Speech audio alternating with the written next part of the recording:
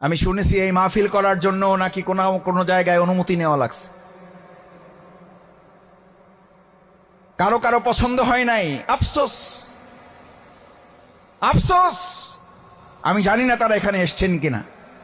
আমার ইচ্ছা করে আমি তার কাছে গিয়ে বলি, ভাইয়েরা আসেন, কি আলোচনা হয় শোনেন। এখানে শফিকুল ইসলাম মাসুদ ভোটের কাঙাল হয়ে আসে নাই। এখানে আবুল বাশার হেলালি বাংলাদেশ জামাত ইসলামী রাজনীতি করার জন্য আসে নাই।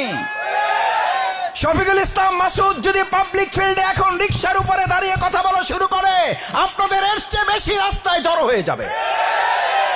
জামাত ইসলামী ধোঁকাবাজি করার জন্য এরকম একটা মাহফিল করে জামাত ইসলামের দাওয়াত আপনাদের দিতে হবে, এটা জামাত প্রয়োজন মনে করে না।